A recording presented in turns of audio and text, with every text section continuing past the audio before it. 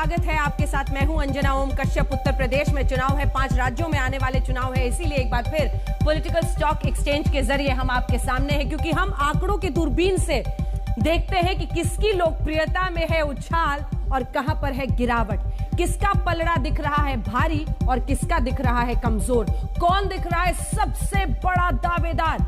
आंकड़ों के नजरिए से जब आप देखें तो कई बार बाजी पलटती हुई देखती है। हर चुनाव के पहले प्रधानमंत्री नरेंद्र मोदी की लोकप्रियता की बात होती है। बीजेपी हमेशा मोदी भरोसे दिखाई देती है, लेकिन प्रधानमंत्री की लोकप्रियता के पीछे आंकड़े क्या कहते हैं, क्या है उस लोकप्रियता का सच। और इस बार जब उसी आप कह सकते हैं जोर शोर के साथ बीजेपी प्रधानमंत्री मोदी को उत्तर प्रदेश के चुनावी मैदान में उतार रही है, तो वो कितना काम आएंगे। क्या अखिलेश यादव की लोकप्रियता, जिसका दावा समाजवादी पार्टी कर रही है, वो भारी पड़ जाएगी। चलिए आंकड़ों के नजरिए से सब कुछ आपको बताएंगे। हमारे साथ कई खास मेहमान पॉलिटिकल स्टॉक एक्सचेंज में है। सबसे पहले आपका परिचय उनसे करा दें। गौरव भाटिया जी हमारे साथ राष्ट्रीय प्रवक्ता भारतीय जनता पार्टी के हैं। अभय दुबे जी राष्ट्रीय प्रवक्ता कांग्रेस पार्टी के हैं। संजय कुमार जी सीएसडीएस की तरफ से तमाम आंकड़ों को हमारे सामने ला रहे हैं, और संजय कुमार जी ये भी बताएंगे कि किस आधार पर, किस तरह से उन्होंने ये आंकड़े सामने रखे हैं। और हमारे साथ पूर्वी वर्मा समाजवादी पार्टी के प्रवक्ता भी हैं, और इस बार वो चुनाव में भी लड़ी थी, तो जमीन का भी उनको अनुभव है। इन सब पर हम चर्चा करेंगे। आंकड़ों के साथ शुरुआत करते हैं। सबसे पहले प्रधानमंत्री नरेंद्र मोदी की लोकप्रियता का ही सवाल आपके सामने रखते हैं। पीएम के तौर पर देखने वाले लोग कितने हैं, 2014 से लेकर 2019 तक के आंकड़े हम आपके सामने रख रहे हैं। तो सबसे पहले देखिए, जनवरी 2014 में देश भर में 35% लोग थे जो पीएम के तौर पर देखते थे। और संजय जी इस पर जल्दी से राइडर बता दीजिए, आपने क्या उनको 4 नाम दिए थे या कोई नाम नहीं दिया था? नहीं, कई बार जब ये लोकप्रियता के आंकड़े आते हैं तो अलग अलग तरह के नंबर्स होते हैं। जब जैसे ये देख रहे हैं कि आप 35 से बढ़ के 47 चला गया है। कुछ आंकड़े ऐसे भी हो सकते हैं जो उनकी लोकप्रियता 80 और 90% दिखा सकती है। अंतर बहुत साफ है। ये इन आंकड़ों में हमने नाम नहीं दिए। ऐसा नहीं कि हमने 4 नाम दिए और कहा इनमें से किन्हें आप प्रधानमंत्री के रूप में देखना चाहते हैं। ये ओपन एंडेड सवाल है, लोग स्वयं उनका नाम ले रहे हैं, तो ये बहुत बड़ा फिगर है। 47% लोग उनका प्रधानमंत्री मोदी का नाम लेके कहते हैं हमें नरेंद्र मोदी ही प्रधानमंत्री के रूप में पसंद है। और ये बढ़ता जा रहा है। 2014 से देखिएगा अभय दुबे जी, ग्राफ कहां पर पहुंचा है, लगभग हाफ तक जा रहा है। 47% जनता सीधे प्रधानमंत्री नरेंद्र मोदी का नाम ले रही है। अब उत्तर प्रदेश के आंकड़े हमारे दर्शकों के सामने रख लीजिए, क्योंकि यूपी में क्या हुआ है, पीएम के तौर पर देखने वाले लोग, यहां पर भी सवाल जब पूछा गया तो यहां पर यूपी के आंकड़े ये हैं 34-42। 34 था जनवरी 2014 में, फिर वो 42 पर पहुंचा, फिर 47 हुआ, यानी देश भर से भी ज्यादा यूपी में। जब हम जनवरी 2019 देखते हैं तो 45 की जगह 47 आंकड़ा पहुंच जाता है, और 2014 के मई में भी आंकड़ा 42 था। ये देश भर से कहीं ज्यादा है उत्तर प्रदेश में जो प्रधानमंत्री की लोकप्रियता का मामला है। अब जल्दी से एक बहुत इंटरेस्टिंग सवाल जो था, मोदी के नाम पर वोट देने वाले, रखिए वो आंकड़ा हमारे दर्शकों के सामने। मोदी के नाम पर वोट देने वाले लोकसभा चुनाव 2019 में देश भर में 32 और उत्तर प्रदेश में 26% लोग थे जिन्होंने मोदी के नाम पर वोट दिया था। ये सवाल आप लोग कैसे पूछे लोगों से? ये सवाल बीजेपी वोटरों के बीच में है। सवाल तो सिर्फ ये सीधा पूछा कि अगर प्रधानमंत्री के रूप में नरेंद्र मोदी का नाम बीजेपी के तरफ से नहीं आता तो क्या आप अपना वोट किसी और पार्टी को देते। ऐसे देश भर में 32% लोग थे जिन्होंने कहा कि अगर नरेंद्र मोदी बीजेपी के प्रधानमंत्री पद के उम्मीदवार नहीं होते तो शायद हम अपना वोट बदल दिए होते। इसकी एनालिसिस हम ये देखने की कोशिश कर रहे हैं कि जिन लोगों ने बीजेपी को वोट दिया उनमें से 32% ऐसे थे जो शायद अपना वोट बदल सकते थे अगर नरेंद्र मोदी प्रधानमंत्री के रूप में उनकी पसंद नहीं होते। तभी ये लोग इतना बार बार उन्हें अभी से दौड़ा। तो आप समझ सकते हैं लगभग 1/3 बीजेपी का जो देश भर में वोट है वो नरेंद्र मोदी स्वयं लेके आते हैं पार्टी के लिए। 1/3 1/3 मोदी है तो मुमकिन है। गौरव जी, ये आपकी पार्टी का स्लोगन इसीलिए है, एक ही व्यक्ति पर आप लोग निर्भर हो रहे हैं। इस पर पार्टी को भी सोचना होगा। अभी तो बिल्कुल का मामला है, लेकिन चलिए अगला आंकड़ा अपने दर्शकों को दिखाते हैं जिससे आप समझेंगे कि यूपी में जो बीजेपी का प्रदर्शन रहा है। अब हम मोदी युग की बात कर रहे हैं, 2014 वर्सेस 2019। जल्दी से आपको सीट और परसेंटेज दोनों बता देते हैं, क्योंकि हम आंकड़ों के हिसाब से पीएससी में बात करते हैं। यूपी में जो बीजेपी का प्रदर्शन रहा है उसमें मोदी युग में जो हम आपको बता रहे हैं, सीटें 2014 में 71 आई थी, लेकिन ये घट गई 2019 में। ये बहुत ही इंटरेस्टिंग है। वोट परसेंटेज में इजाफा हुआ था, लेकिन सीटें घट गई थी। 80 में से 71 पहले थी जब पहली बार वो चुनाव लड़े, और फिर सीटें 62 हो गई। अब दूसरी तरफ कपिल राय जरा दिखा दीजिए, इससे पहले जब मोदी युग नहीं था, जब मोदी नहीं थे, तब 10-10 यानी हम पूरे देश में उनकी बात कर रहे हैं, इससे पहले गुजरात में तो थे ही, लेकिन यहां पर 10-10 सीटें 2004 और 2009 में 4 में और 9 में आई थी बीजेपी को। अब जल्दी से हम आपको वोट परसेंटेज भी बता देते हैं, क्योंकि 2014 में 42% था, सीटें आपने देख ली उनकी 71 आई थी, ये देखिए, लेकिन सीटें घटी 2019 में 62 पे आ गई, लेकिन वोट परसेंटेज बीजेपी का पहुंच गया लगभग 50%, 49.98, 49.98% वोट परसेंटेज उनका बढ़ गया था। अब एक एक करके राज्यवार तरीके से भी हम आपको दिखाएंगे वोटिंग के लिए बीजेपी वोटरों का जो आधार है वो अब हम आपको दिखाएंगे, क्योंकि जितने लोगों ने बीजेपी के लिए वोट किया है ना संजय जी, उनमें आपने पूछा कि क्या देखकर आपने बीजेपी को वोट दिया है। 49% लोगों ने कहा, 49% ने कहा कि हमने पार्टी के नाम पर, बीजेपी के नाम पर वोट दिया। 26% ने कहा कि हमने नरेंद्र मोदी के नाम पर, मतलब यूपी के भी चुनाव में वो नरेंद्र मोदी के नाम पर 26% लोगों ने वोट दिया। अंजना जी, ये 2017 के चुनाव के आंकड़े हैं। हाँ, ये 2017 के चुनाव के आंकड़े हैं, जो विधानसभा का चुनाव था। और आप सबको याद होगा कि इन चुनाव में बीजेपी ने किसी को अपने मुख्यमंत्री पद के रूप में के दावेदार के रूप में पेश नहीं किया था। तो ऐसा चुनाव था जिसमें तकरीबन 26% बीजेपी के वोटर ऐसे थे जिन्होंने सिर्फ और सिर्फ नरेंद्र मोदी के नाम पर ही बीजेपी को वोट किया। वो तो योगी आदित्यनाथ जी बाद में सिर्फ लोकसभा की बात नहीं है, विधानसभा में भी, यूपी में भी ऐसा ही हुआ है। और ये लोकसभा वाला आंकड़ा था जो आपने 32 और 26 बताया। बिल्कुल बिल्कुल, वो लोकसभा में भी वही 26% थे। मतलब मुझे लगता है उनके वोटर्स लॉयल हैं, वो टिके रहते हैं दोनों ही चुनाव में। कई अलग अलग राज्यों में थोड़ा अंतर दिखाई पड़ता है, लेकिन यूपी आप देखिए दूसरे राज्यों से थोड़ा अलग है। ये मध्य प्रदेश और छत्तीसगढ़ और राजस्थान नहीं है। यूपी का वोटर, चाहे वो विधानसभा का चुनाव था चाहे लोकसभा का चुनाव, बीजेपी के वोटरों में लगभग एक तिहाई वोटर बिल्कुल मोदी समर्थक हैं, कट्टर मोदी समर्थक दिखाई पड़ते हैं, जो बीजेपी को प्रधानमंत्री मोदी के नाम पर वोट दे रहे हैं। तो यही आंकड़ा हमने आपको दिखा दिया। ऐसा ही देश भर में भी था, और इसके बाद आप देख रहे हैं देश भर में बल्कि 32% था लोकसभा चुनाव में जिन्होंने कहा था मोदी नहीं रहते तो शायद वो वोट नहीं देते। और यहां पर देखिए आप देख रहे हैं 26% उनके नाम पर है, 8% उम्मीदवार के लिए, अन्य वजह 10, कह नहीं सकते 7%। ये सिर्फ बीजेपी का पूल है, इसको समझ लीजिए। 100 का अगर पाई है तो उसमें आधे लोगों ने कहा कि हमने पार्टी के नाम पर वोट दिया, बाकी लगभग 1/4 26% ने कहा हमने मोदी के नाम पर दिया, और बाकी आंकड़ा आप देख ही रहे हैं। अब चर्चा की शुरुआत कर देते हैं, मोदी जी से शुरू, मोदी जी पर खत्म। क्यों गौरव भाटिया जी? देखिए, बड़े ही गर्व की बात है, केवल भारतीय जनता पार्टी के लिए नहीं, पूरे देश के लिए, कि आज हमारे पास श्री नरेंद्र मोदी जी जैसा नेता और नेतृत्व है, जो केवल भारत को ही नहीं अंजना जी, पूरे विश्व को एक दिशा दे रहा है। और बोरिस जॉनसन कहते हैं 1 वर्ल्ड 1 सन 1 ग्रिड 1 मोदी, ये हम नहीं कहते हैं। अब इसमें भारत की जनता 56 इंच की छाती करके गर्व महसूस करती है, लेकिन ऐसे लोग हैं जिनको दर्द होता है क्योंकि उनकी राजनीतिक दुकानें बंद हो गई, जो कहते हैं सरेंडर मोदी, मोविड, इसमें आप कुछ नहीं कर सकते। लेकिन ऐसा क्यों है यह हमें जरूर जानना चाहिए। ऐसा इसलिए है, अनुच्छेद 370 विपक्ष कहता था हटा के दिखाओ, हटा के दिखाओ, हटाया, अब कह रहे हैं अरे कैसे हटा दिया, गलत कर दिया। यूपी का क्या लेना है अनुच्छेद 370 से? लेना आपने 56 इंच का लेना है। मैं बताता हूं, श्री नरेंद्र मोदी जी की आपने सर्वे दिखाया, तो मैं केवल यूपी तो बात नहीं करूंगा, यूपी पे भी आऊंगा, लेकिन एक बड़ी तस्वीर जरूर रखना चाहूंगा। सर को बार-बार बनारस क्यों जाना पड़ रहा है?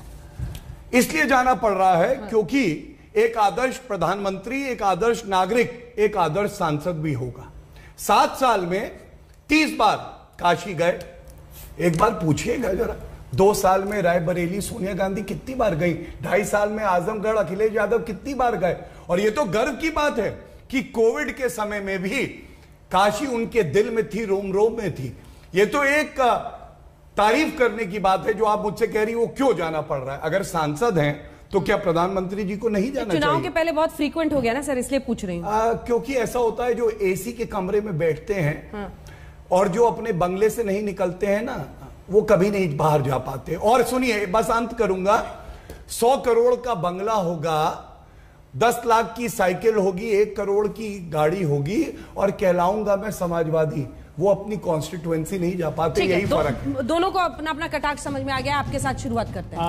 अंजना जी, रायबरेली सोनिया गांधी जी कितनी बार गई? अंजना जी, अमेठी हाथ से निकल गया। नहीं, एक सांसद भी होता है ना, जो नेतृत्व होता है वो एक सांसद भी होता है, उसका अपना एक क्षेत्र होता है, वहां पर वो ऐसा करिश्मा करते, तब तो 26 और 32% जा रहा है सर उनके नाम पे। अंजना जी, पहले तो मैं आपकी इस थ्योरी को सिरे से नकारता हूं जो आप कह रहे हैं कि मोदी जी अगर राज्यों के चुनाव में पार्टिसिपेट करते हैं तो भारतीय जनता पार्टी की विजय होती है। अभी आपने बताया है, आप देखिए मध्य प्रदेश मोदी जी के नेतृत्व में हारे, छत्तीसगढ़ हारे, राजस्थान हारे, पंजाब हारे, दिल्ली हारे, बंगाल हारे, उड़ीसा हारे, तमिलनाडु हारे, केरला हारे, बड़े प्रांत भारतीय जनता पार्टी हार गई। मोदी जी का करिश्मा नहीं था। हां, इस बार प्रभाव रहेगा, मोदी जी का प्रभाव रहेगा, क्योंकि ऑक्सफैम की रिपोर्ट बताती है कि महामारी की विभीषिका में 100 धन्ना सेठों ने 13 लाख करोड़ रुपए कमा रही है और 12 करोड़ लोगों ने अपनी नौकरी से हाथ धो दिया।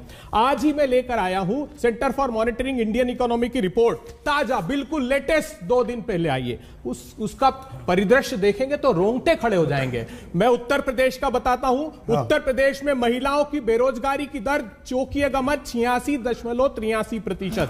25 से 29 वर्ष की महिलाओं की बेरोजगारी की दर 51.86%। 19 वर्ष के नौजवानों की उत्तर प्रदेश में बेरोजगारी की दर 67%। 20 से 24% के युवाओं की बेरोजगारी की दर 31%। और मोदी जी, आपके एनएसएसओ ने बताया था कि 45 वर्षों की भीषणतम बेरोजगारी आपने परोस दी। अभी एनएसएसओ ने बताया, आपने बरेली की रैली में बड़े बड़े भाषण दिए थे 2016 में, किसान भाइयों आपकी आय 2 गुनी कर दूंगा, 27 रुपए इनका प्रभाव पड़ेगा। जी, आप जनता को कन्विंस क्यों नहीं कर पा रहे? मेरा तो यह सवाल है। अगर वहां पर कुछ स्टेक पर भी है तो पूर्वी वर्मा बताएंगे, क्योंकि समाजवादी पार्टी को विकल्प के तौर पर कई जगह पर लोग देख भी रहे हैं। अगर रायबरेली सोनिया गांधी इसलिए नहीं गई कि बेरोजगारी का ये दर है। नहीं, देखिए, अगर 26% नेता और नेता की लोकप्रियता कैसे एक पार्टी को कहां से कहां ले जा सकती है, उस पर एक जवाब। प्रधानमंत्री जी की 56 इंच की छाती है, मगर दिल नहीं दिया भगवान ने उनको। लखीमपुर खीरी नहीं गए, लखनऊ गए, काशी चले गए। 10 दिन में 4 यात्रा प्रधानमंत्री जी। दिल्ली के दरवाजे पर नहीं गए, जहां पर 1 साल तक किसानों को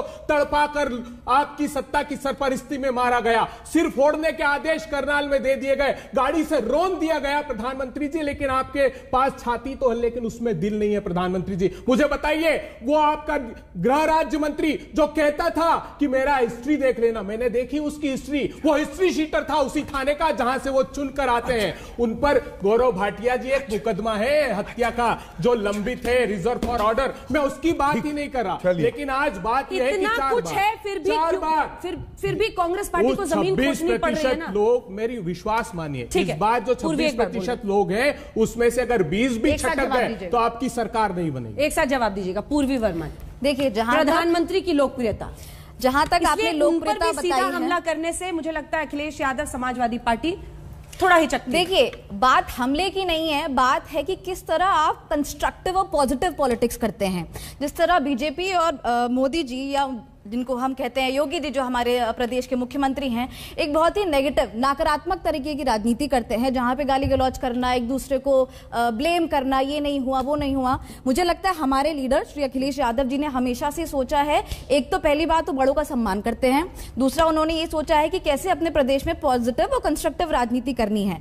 बात की गई कि वो आजमगढ़ कितनी बार गए हैं, तो वो मैं शर्त लगा बनारस दौरे पे कह देना कि अंत समय में लोग बनारस पहुंचते हैं, वही सम्मान का हिस्सा था। देखिए, उन्होंने कहा था अंत समय, उन्होंने कहा था कि पार्टी का अंत है। अब जनता समझ चुकी है, जनता उनके झूठे मूठे वादों में नहीं आने वाली है बीजेपी के। उसको पता है कि किस तरह की अब समाजवादी पार्टी का समय आने वाला है। गंगा को बनारस में मोक्षदायिनी कहा जाता है, और आप तो पूर्वी वर्मा चुनाव भी वहां लड़ चुकी हैं, आपको अंदाजा होगा अंत समय में लोगों के जाने का वहां पर क्या अर्थ है। पार्टी जाके वहां थोड़ी बैठती है, बोल देते हैं कि पार्टी का अंत समय आया है तो पार्टी वहां पहुंच गई है। पीएम का विजिट था ना, तो फिर ये कैसा सम्मान हुआ? कभी कभी शब्दों को बहुत गलत तरीके से देख लिया जाता है। ही जेन्युइनली मेंट कि वहां पे अब पार्टी का अर्थ समय आ गया है। और दूसरा, जब आप कह रही हैं गंगा जी को मोक्ष वाहिनी की तरह देखा जाता है, मैं पूछना चाहती हूं कि आप ये बताइए, जब कोविड के टाइम पे उसी गंगा जी में, उन्हीं में इतनी लाशें तैर रही थी, तब कहां थे मोदी जी? तब क्यों नहीं गए वहां पे? तब उनका कहां था, क्या रोल था? एक सेकंड, आप गौरव जी एक साथ जवाब दीजिएगा। संजय जी, एक रिस्पॉन्स में आपसे, ये कोविड और एक के बाद एक लखीमपुर खीरी हो, हाथरस हो, क्या ये सब कुछ मोदी की लोकप्रियता में उस पर कालीन बिछ जाएगी? काफी कुछ। मुझे लगता है ये सब कोविड का आपने जिक्र किया, मुझे लगता है कोविड तो एक तरह से हिस्ट्री हो गई। अगर आज की स्थिति बनी रही चुनाव के समय तक तो चुनाव में कोविड को कोई याद करने वाला नहीं है। लखीमपुर खीरी में जो हुआ वो लखीमपुर उसकी भर्त्सना की जानी चाहिए, जो कुछ हुआ बहुत निंदनीय है, लेकिन क्या यूपी की सारी जनता और ईस्टर्न यूपी में अगर आप चले जाएं उस बात का कितना जिक्र होता है और कितनी चर्चा होती है? मुझे लगता है इस पर मैं प्रश्न चिन्ह लगाऊंगा। बहुत चर्चा नहीं होती है कि लखीमपुर खीरी में क्या हुआ और उसकी नैरेटिव किस तरह से बनाई जा रही है पार्टियों के द्वारा, वो भी एक अलग बात है। तो ये सब चीजें रहेंगी, हमें लगता है कि ये सब मुद्दे होने चाहिए, लेकिन मोदी जी की लोकप्रियता जो है काफी हद तक इन सब पर क्या फर्क डाल करे ये देगी। दोनों पार्टियां की उस लोकप्रियता को काट सके? कुछ आपको अनुभव से समझ में आया लोगों के मन में क्या है? गौरव भाटिया हंस रहे हैं। अब एक रास्ता भी तो दिखेगा। बोलते सब बड़ा अच्छा है, मुझे स्टूडियो में अच्छी बहस हो जाती है, लेकिन जमीन पर जाके क्यों फिसल जाती है? बस आपने जो कहा स्टूडियो में अच्छी बहस हो जाती है, लेकिन जो बहस सड़क पे होनी चाहिए, जो बहस जनता के बीच में होनी चाहिए, शायद उसकी कमी है। और मुझे तो लगता है कि ये जो ट्विटर व्हाट्सएप है, इन सब चीजों ने जो पॉलिटिकल कैंपेन जिस तरह का होता था, जिस तरह का आंदोलन होता था, वो सब खत्म हो तो गया। ये भी करते हैं नहीं, ये सब उन्हीं से तो देख के सबने सीख लिया है। मैं ये नहीं कह रहा हूं कि ट्विटर व्हाट्सएप करना कोई गुनाह है, वो नहीं करना चाहिए, लेकिन जमीनी हकीकत, चुनावी लड़ाई जमीन पे लड़ी जाती है, उसको छोड़कर आप सिर्फ ट्विटर और व्हाट्सएप और फेसबुक नहीं करना। मैं गौरव जी में जाऊं उससे पहले एक और सवाल है, पैकेजिंग सीखना पड़ेगा क्या इन लोगों को? नहीं, पैकेजिंग सीखिए, लेकिन वो जो कहते हैं कि पहले आपका केक हो उसके ऊपर आइस लगाइए, आइसिंग कीजिए, मक्खन लगाइए और उसको सजाइए, लेकिन सिर्फ सजावट में अगर आप ध्यान देंगे और आपके पास केक ही नहीं है तो फिर वो सजावट लगेगा कहाँ? गौरव जी मुस्कुराए जा रहे हैं। नहीं, बड़ी अच्छी बात। लखनऊ नहीं, दिल्ली में है आप। हाँ, दिल्ली भी भारत में ही है। लेकिन प्रश्न जिन घरों में लोगों ने कोविड के वक्त अपनों को खोया होगा, अगर वो टीस रह गई तो वो भारी पड़ सकती है। लखीमपुर खीरी में उन किसानों का दर्द, और उसके बाद अजय मिश्रा टेनी जब पत्रकारों के साथ अभद्रता करते हुए गाली गलौज कर रहे हैं, ये क्या है? ऐसे लोगों को आप लोग सिर पे बिठाए हुए हैं, क्यों?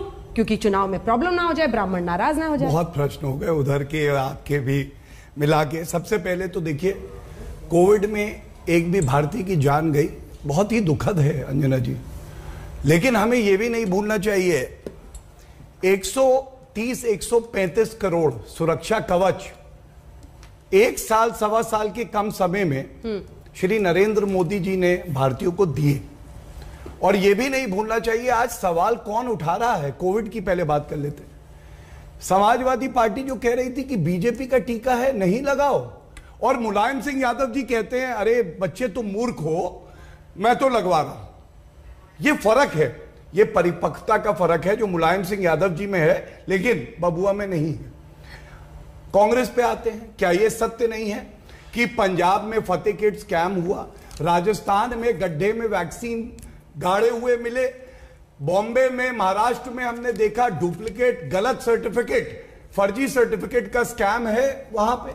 ये भी सत्य है, इन्होंने कहा कि कोवैक्सीन जो भारत में निर्माण हुआ कि वो मत लगाओ, जान खतरे में है। आज वर्ल्ड हेल्थ ऑर्गेनाइजेशन ने उसे पूरी तरह से अप्रूवल दे दिया है। तो ये जो भ्रम फैलाने वाले हैं ये लोग आज हमसे सवाल करें, ये उचित नहीं है। अब मैं एक दो बातें और कहूंगा।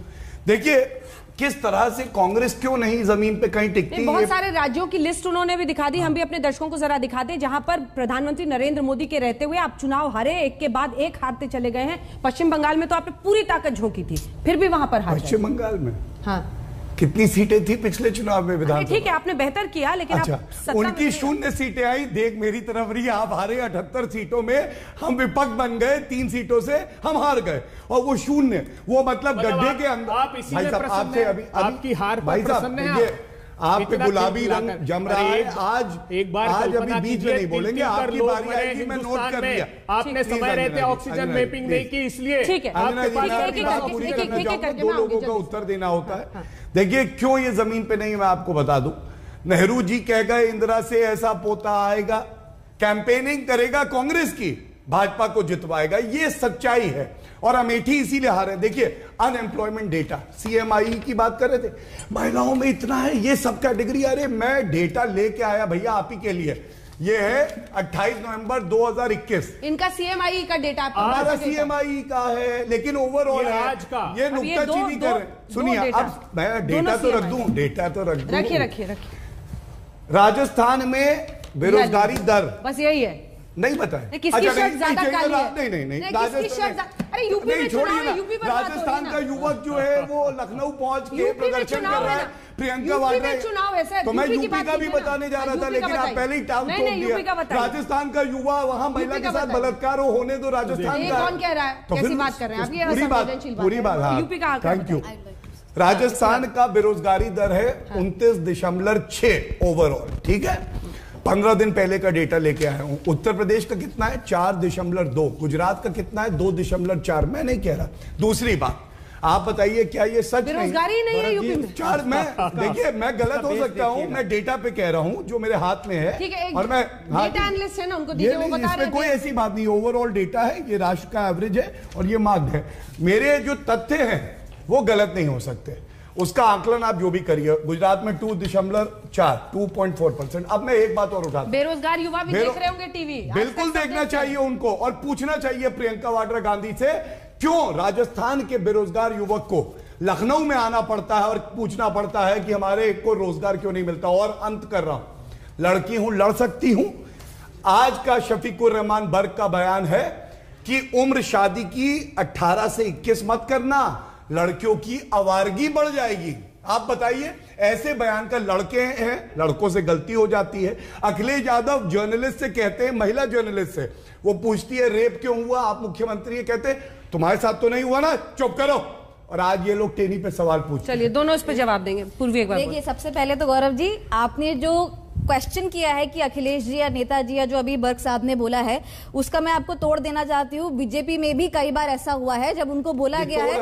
आप सुनिए मेरी बात, दूसरा मेरी बात सुनिए, मेरी बात सुन लीजिए। आप बात सुनिए पहले, बड़े गर्मा तरीके से आप लोग डिबेट कर रहे हैं, लड़ाई मत करिए। मैं क्यों लड़ूंगा आपसे? मेरी बहन है, आप मेरी बात चुनाव लड़िएगा, मुझसे थोड़ी ना लड़ेंगे। आपने पहले तो ये बोला कि उन्होंने ऐसा बोल दिया, आई थिंक आप उसमें कहीं ना कहीं गलत हैं।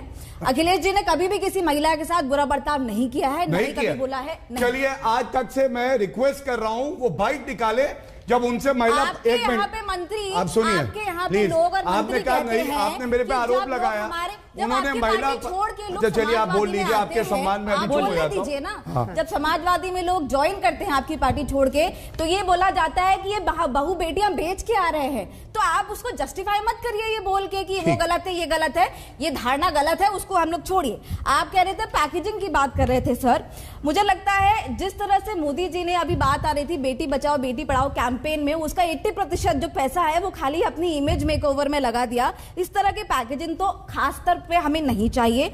अखिलेश जी का बहुत अच्छा चेहरा उभर के आ रहा है जनता के सामने, रैलियां एक से एक हो रही है। जौनपुर में रात भी हो जाती है तो भी जनता उनकी एक झलक देखने के लिए सड़कों पे खड़ी है, क्योंकि उन्हें पता है कि अब एक विकल्प के तौर पर, बहुत अच्छे विकल्प के तौर पर अब अखिलेश जी सामने आएंगे। दूसरा, आपने कहा कि लखीमपुर खीरी नैरेटिव अब यहाँ पे देश में और विदेश में नहीं जाना जाता। मैं आपको यहाँ पे करेक्ट करना चाहती हूँ, लखीमपुर खीरी नैरेटिव अब बहुत ज्यादा बढ़ चुका है, क्योंकि एक तो वहां पे जिस तरह मंत्री का बेटा जो अजय मिश्रा टैनी हैं, मैं आपको बताना चाहती हूँ, मैंने लोकसभा इलेक्शन उन्हीं के खिलाफ कंटेस्ट किया था, जमीनी स्तर से मैं उन्हें जानती हूँ। हमारे चुनाव में भी उन लोगों ने पूरा बल लगा के, पूरा आपका प्रशासन का उपयोग करके चुनाव हरवाया गया। उसके बाद भी जब वो नहीं माने, उनका लड़का आ गया, वहां पे लड़के ने उसके अंदर इतनी ऐठ है कि जब मार दिया उसके बाद भी टैनी जी भी प्रेस कॉन्फ्रेंस कर रहे हैं, लड़का भी प्रेस कॉन्फ्रेंस कर रहा है और वो कह रहे हैं कि मुझे तो नहीं लगता कि मेरा लड़का गलत है, और अगर मेरे ऊपर कोई भी मुकदमा अगर मेरे बेटे के ऊपर लगता है तो जवाब मैं दूंगा, मुझे मंत्री पद से हटाया जाए। परसों एसआईटी ने प्रूव कर दिया है, परसों एसआईटी ने प्रूव कर दिया है कि उनके लड़के के ऊपर, एक सेकेंड, उनके लड़के के ऊपर साजिशन कत्ल करने का उन्होंने धारा लगाई है। जब टैनी जी से आपके ही मैं सवाल पूछना चाहता स्तंभ है लोकतंत्र का, जब मीडिया ने पूछा तो उस पर चिल्ला रहे, गाली गलौज कर रहे, क्या क्वेश्चन पूछ रहा भाई। तो इस तरह के मंत्री को जब आप अपने कैबिनेट में रख रहे हैं, इस तरह के नेता को, उनके ऊपर भी चार्जशीट लगी है, उनके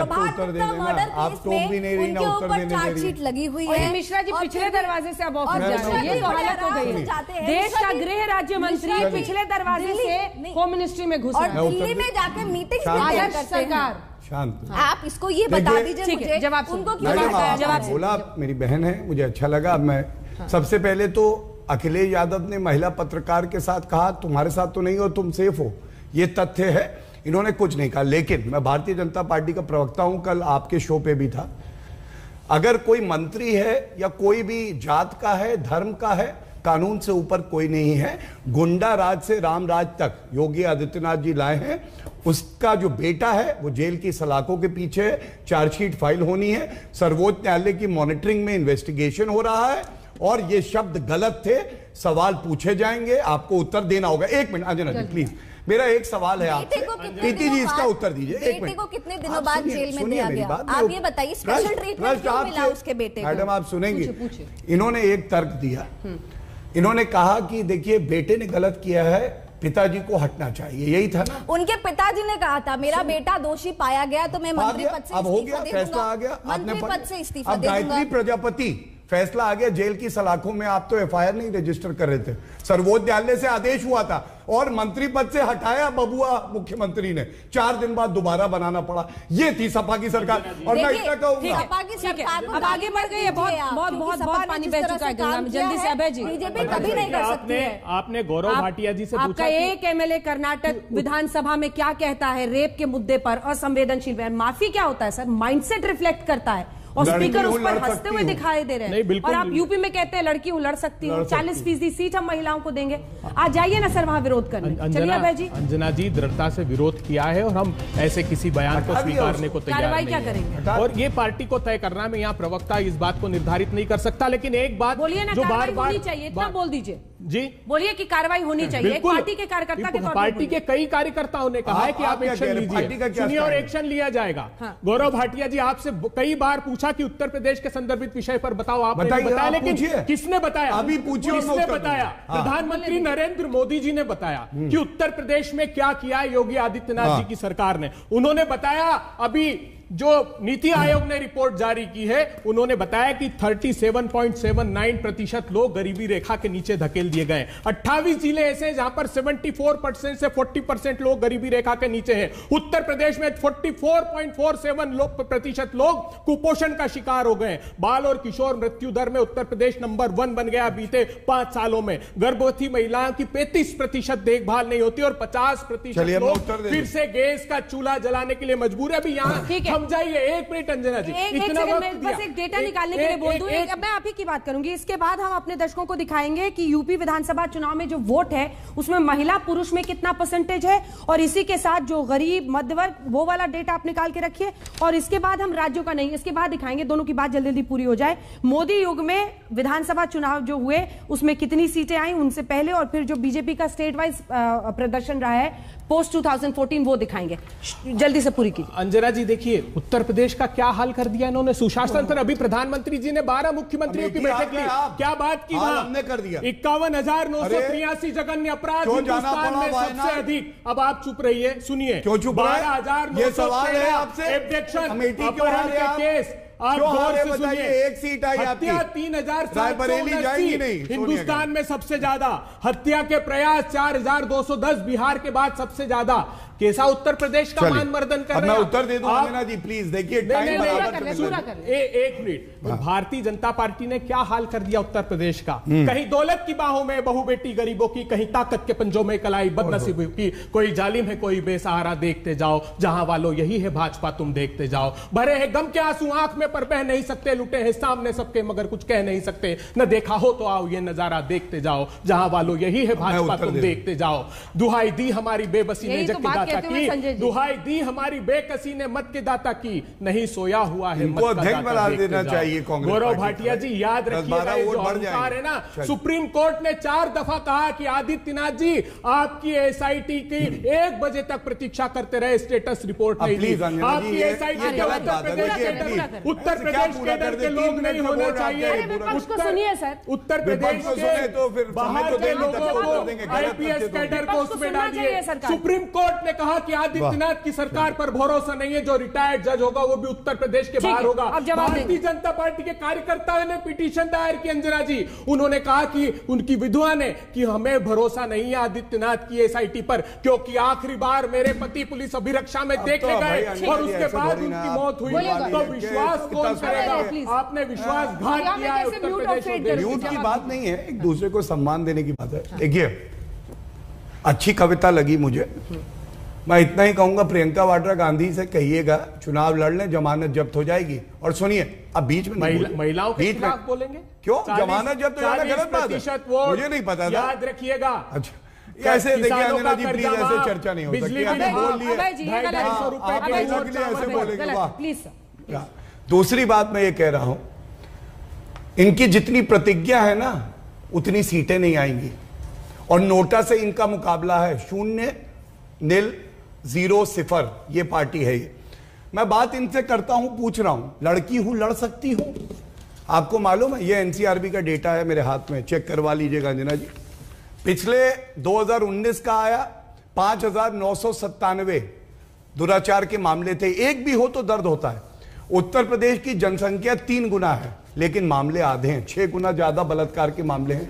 अशोक गहलोत कहते हैं ये छोटा रेप है, एफआईआर नहीं होती है। अगर उपचुनाव होते 10 दिन तक एफआईआर नहीं हुई थी, ये राजस्थान का बेरोजगारी का मैंने बता दिया आपको। तीसरी बात मैं इतना ही कहूंगा, ये कहीं नहीं है लड़ाई में। हम इतना ही जानते हैं कि मोदी जी और योगी जी ये डबल इंजन की सरकार है। सपा की जो नेता है उसमें कोई इंजन नहीं है, नो इंजन सरकार है।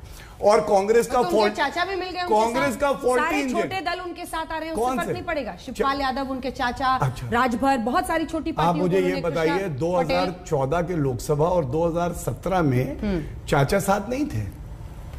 साथ थे, लोकसभा में थे ना, विधानसभा का नहीं, विधानसभा में भी थे। आप चलिए कुछ आंकड़े आप, इसलिए मैं एक ही बात, सुनिए, इससे कोई फर्क नहीं पड़ता है कि कितने छोटे छोटे दल मिल रहे हैं। भारतीय जनता पार्टी ने जो काम किया है, पूर्वांचल एक्सप्रेस पे, AIIMS Raebareli, Gorakhpur medical college खुल रहे हैं, किस तरह से काशी कॉरिडोर हमने देखा।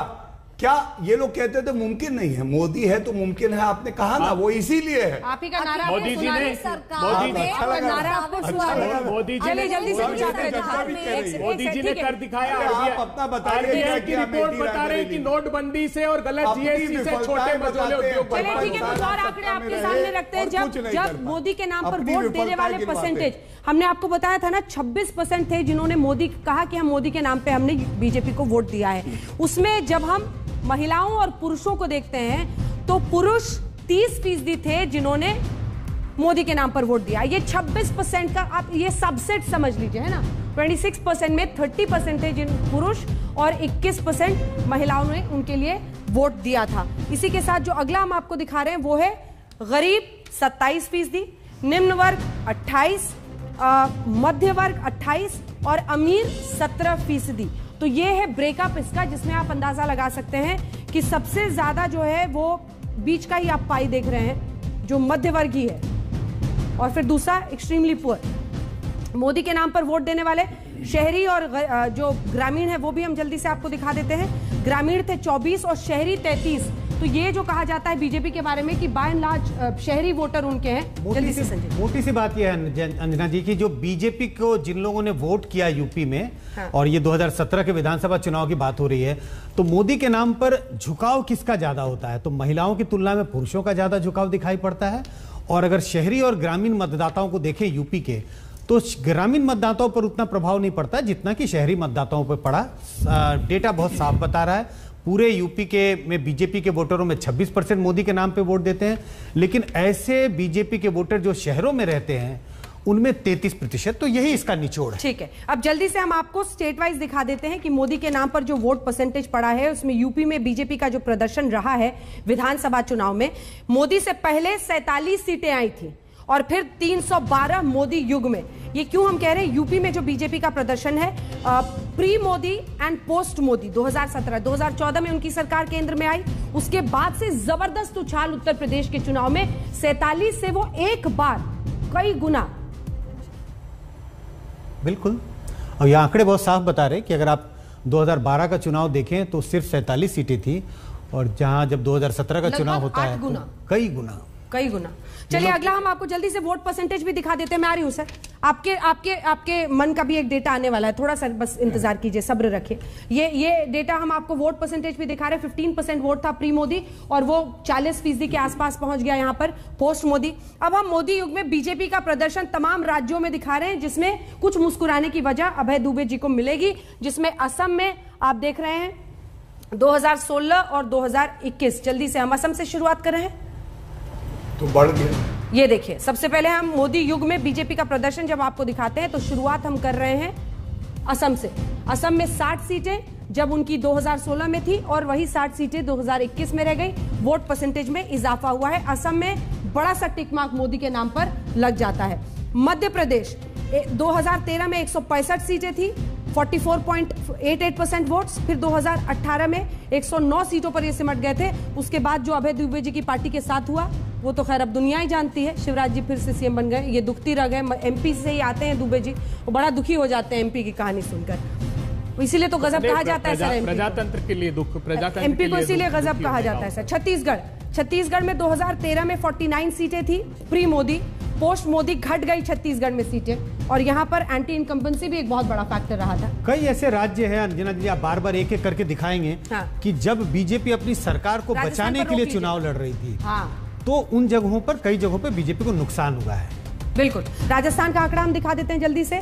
163 थे, 163 सीटें, और उसके बाद आप देख रहे हैं कि उस 2018 में 73 हो गया। यहाँ पर एक बार फिर राजस्थान में, जहां बचाने वाली बात। बिल्कुल, राजस्थान, मध्य प्रदेश, छत्तीसगढ़, आपने तीनों राज्यों का जिक्र किया। ये सारे ऐसे राज्य थे फैक्टर वहां पर मोदी मैजिक काम नहीं किया, एकदम काम नहीं किया, और पूरी तरह से आप कह सकते हैं एकदम बहुत कम सीटों पर सिमट गई। अब हरियाणा हम आपको दिखा रहे हैं, हरियाणा के बाद महाराष्ट्र दिखाएंगे। हरियाणा में आप देखिए 47 सीटें, 2019 में 40 बरकरार रहा। वोट परसेंटेज बढ़ गया, लेकिन 33% से हरियाणा में वो पहुंच गए थे 36 पर। महाराष्ट्र में देखिए, महाराष्ट्र में 2014 में 122 सीटें आई थी, 2019 में 105, 27%। और यहाँ पर थोड़ा कोalition वाला भी मामला था, 27% और 25% ये हो गया था।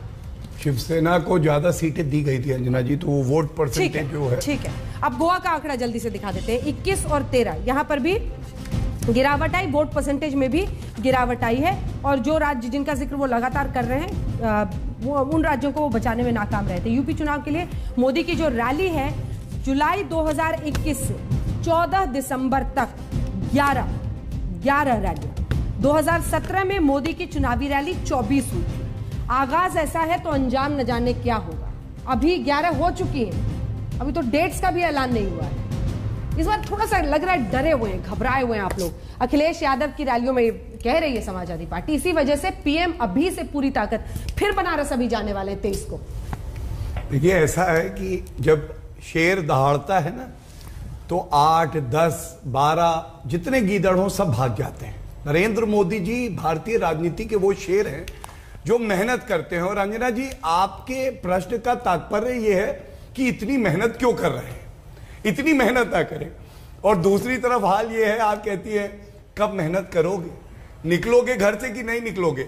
यहां कोविड के समय में एक पुत्र के लिए पिता का चला जाना सबसे बड़ा दुख होता है जीवन का।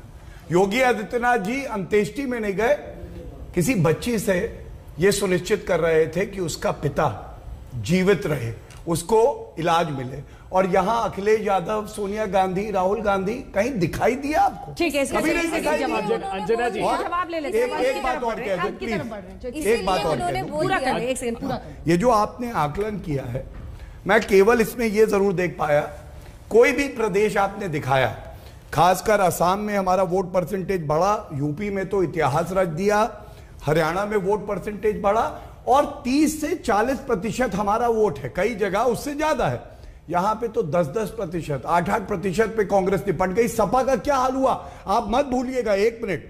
सपा और कांग्रेस दोनों साथ आए थे, बुआ और बबुआ लोकसभा में, और उससे पहले यूपी के लड़के धराशायी हुए कि नहीं। ये हमारी विचारधारा की। राजस्थान में भी सर नारा लगता था, मोदी तुझसे बैर नहीं, वसुंधरा तेरी खैर नहीं। अंजना जी, इन्होंने कहा कि शेर है, हाँ जंगल राज जरूर है, शेर है कि नहीं मैं इसकी व्याख्या नहीं कर सकता। हिंदुस्तान में जंगल राज जरूर स्थापित कर दिया। अभी संजय जी ने कहा अभी कि मोदी जी के लिए महिलाओं का वोट प्रतिशत बढ़ गया। अरे उन्नाव देखने के बाद पड़ेगा। इलाहाबाद हाई कोर्ट ने कहा कि 8 महीने तक आपने केस रजिस्टर नहीं किया, क्या 8 महीने और? अंजना जी प्लीज चुप कराइए। देखिए इस तरीके से नहीं होगा। ठीक है, वो पूरा कर लेंगे, फिर पूछ लूंगी। अब अंत आ रहा है सर, जल्दी जल्दी। देखिए अंजना जी, 8 महीने तक रिपोर्ट दर्ज नहीं की, उसके पुलिस अभिरक्षा में पिता को मार दिया, हाथरस में रात के अंधियार में आपने जला दिया, बच्ची को पेट्रोल डालकर जला दिया। क्या देखेंगे? ग्लोबल हंगर युवा इंडेक्स की रिपोर्ट, राजस्थान से आ गए हंगर इंडेक्स की रिपोर्ट बताती है कि 116 देशों में हिंदुस्तान 101वें स्थान पर आ गया। प्रधानमंत्री जी,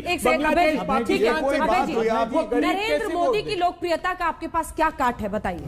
नरेंद्र मोदी, सारा देश उनके खिलाफ इस बार उत्तर प्रदेश में जो कितनी सीट आएंगी? पंचायत के चुनाव देख लीजिएगा, वो कांग्रेस की कितनी सीट? सुनिए आखिरी बात, लिटमस टेस्ट था। वाराणसी पूरी तरह साफ हुए पंचायत के इलेक्शन में, गोरखपुर साफ हुए पूरी तरह, लखनऊ जहाँ 3 बड़े नेता आते हैं आपके, वहाँ तीनों साफ हुए। यूपी में कितनी सीटें आएंगी? वो बताइए जो पूछ रही हैं। सरकार बना लेंगे? सरकार कांग्रेस पार्टी रिकॉर्ड कर बनाएगी और प्रियंका गांधी जी ने वादा किया है प्रदेश की महिलाओं से, लड़ेंगी चुनाव, महिला 40% में सिर्फ टिकट देंगे, स्कूटी महिलाओं के लिए, स्मार्टफोन महिलाओं के लिए, 10,000 रुपए आंगनबाड़ी कार्यकर्ताओं को देंगे, 50% कंट्रोल देंगे। जहां तक बोला लोकप्रियता की बात, भारत की जनता में एक खास बात है, वो सबको मौका जरूर देती है। मोदी जी को मौका देख लिया, योगी जी को मौका देके देख लिया। अब ये साफ हो गया है कि आने वाले चुनाव में आपको कभी मौका कोई बात नहीं, आने वाले, आप बात सुनिए, बात मत टोकिए। आपकी पार्टी और आपकी भारतीय जनता पार्टी के जो प्रवक्ता है, जब वो महिलाओं की इज्जत ही नहीं कर सकते ऑन टेबल, तो फिर बाकी कैसे करेंगे? आप मेरी बात सुनिए पहले। लड़के लड़की से गलती हो जाती है, ये इज्जत देना है। गायत्री प्रजापति को मंत्री बनाना इज्जत देना, बेकार की बातें मत करिए, आरोप व्यक्तिगत मत लगाया करिए प्लीज। महिलाओं से कैसे बात करेंगे? क्या आपसे सवाल पूछा, मैंने आपने उत्तर दिया। गायत्री प्रजापति को मंत्री क्यों बनाया बताइए? अखिलेश यादव ने क्यों नहीं हटाया? किसको? अजय मिश्रा टेनी को क्यों नहीं हटाया? मुलायम सिंह यादव पे केस चल रहा था, अखिलेश यादव पे केस चल रहा था, सीबीआई जांच कर रही थी, मुख्यमंत्री क्यों बनाया? किसानों को मार के चला गया है, बेटे पे रिपोर्ट आ गई है, कोई तर्क नहीं। अब तो टेनी मारा है। संजय जी, आपसे मैं सवाल पूछना चाहूं, क्या अखिलेश यादव की लोकप्रियता मोदी योगी की जोड़ी की लोकप्रियता को टक्कर दे पाएगी? अभी मुझे पता है काल्पनिक ही सवाल है, लेकिन देखिए अगर पिछले 3-4 महीनों से देखें तो एक ट्रेंड बहुत साफ दिखाई पड़ता है। समाजवादी पार्टी का ग्राफ धीरे धीरे ऊपर जा रहा है और बीजेपी का ग्राफ थोड़ा नीचे आया है। लेकिन जहां तक सवाल है कि क्या अखिलेश यादव मोदी और योगी की पॉपुलैरिटी को टक्कर दे पाएंगे, मुझे लगता है उस बहुत एक प्रश्न चिन्ह लगाना पड़ेगा। क्या ऐसा संभव है? मुझे लगता है बहुत मुश्किल है अखिलेश यादव के लिए उनकी लोकप्रियता को टक्कर देना। अभी दोनों ही जोड़ी आपस में इसी के साथ इस कार्यक्रम का अंत करेंगे। आप सभी का बहुत धन्यवाद। मुझे पता है हमें पीएससी के बहुत सारे एपिसोड्स आएंगे, आप लोग चर्चा आपस में कर पाएंगे, तमाम मुद्दे भी उठाएंगे, लेकिन हाँ, आंकड़ों के लेंस से हर तस्वीर आपके सामने रखने की कोशिश करेंगे, ताकि बहस के साथ साथ हम आंकड़ों पर भी नजर रखें कि किसकी लोकप्रियता या फिर कौन आगे की तरफ बढ़ रहा है और कौन कमजोर पड़ता दिख रहा है। देश दुनिया की बाकी खबरों के लिए आप देखते रहिए आज तक।